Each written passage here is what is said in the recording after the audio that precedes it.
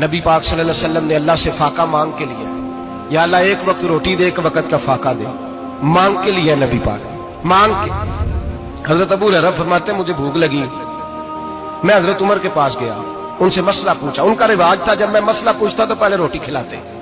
تو نبی پاک صلی اللہ علیہ وسلم کے صحابی حضرت ابو ہریرہ رضی اللہ تعالیٰ عنہ فرماتے ہیں میں نے حضرت عمر سے مسئلہ پوچھا، میں نے کہا حضور مسئلہ بتائیں، تو کہتے پہلے ان کی عادت تھی جب میں مسئلہ پوچھتا تو روٹی بھی کھلاتے، آج انہوں نے مسئلہ ہی بتایا ہے، روٹی کو نہیں کھلائی۔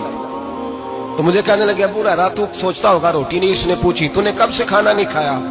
میں نے کہا صبح سے۔ تو جناب عمر کہنے لگے میں نے کل صبح سے نہیں کھایا، چل ابو بکر صدیق کے گھر مسئلہ پوچھتے ہیں۔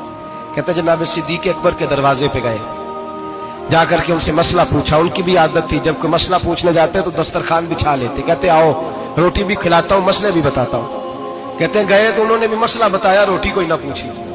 تو کہنے لگے عمر ابو ہریرہ تم لوگوں نے کل پرسوں سے نہیں نہ کھایا ہوگا۔ اور ابو بکر کو 4 دن گزر گئے ہیں، تھوڑا سا دودھ ملا ہے یا کھجور ملی ہے، روٹی کوئی نہیں ملی، چلو در رسول پہ چلتے، آؤ حضور کی بارگاہ۔ کہتے ہیں نبی پاک کی بارگاہ میں آئے، حضور نے چہرے دیکھے، کریم سے مسئلہ نہیں پوچھنا پڑا۔ میرے مصطفیٰ کریم نے فرمایا بھوک لگی ہوئی ہے تم تینوں کو، 3-4 دن ہو گئے؟ اللہ کے رسول نے فرمایا مجھے پورا ہفتہ ہو گیا ہے۔ سبب کچھ اور ہے جس کو تو خود سمجھتا ہے، زوال بندہ مومن کا بے زری سے نہیں۔ فرمایا حضور نے 3 دن بیت گئے، چلو۔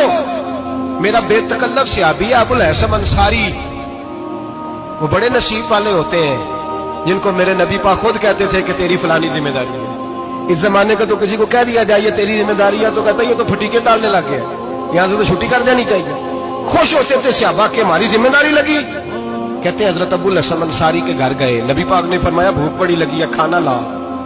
کہتے ہیں حضور نے اسے کہا تو اس آدمی کو تو وجد ہی ہو گیا، اس نے کہا میرے اتنے نصیب کہ حضور کا یہ کھانا کھلا۔ آؤ دیکھو دنیا والوں، آج جو سب سے زیادہ عزت والا ہے وہ میرا مہمان بنا ہوا ہے۔ فرماتے ہیں وہ دوڑے گئے، بکری اٹھائی، ذبح کی، بیوی کو کہنے لگے روٹی تیار کر، ادھر کھجوریں توڑی، انگور توڑے، کہنے لگے حضور آپ جب تک تناول کریں تب تک کھانا پک جاتا ہے۔ حضرت عمر کہتے ہیں روٹی پک کے آئی، بڑا پیارا گوشت، بڑا اچھا سالن، بڑا خوبصورت خلوص والا کھانا۔ فرماتے ہیں میں نے بڑا ہی کھایا۔ نبی پاک نے نا ایک روٹی لی اور چھوٹی چپاتی، تھوڑا تھوڑا سالن کونوں سے، اور جب نبی پاک نے کھا لیا تو حضور کی آنکھوں میں آنسو آئے۔ حضرت عمر کہنے لگے حضور روئے کیوں؟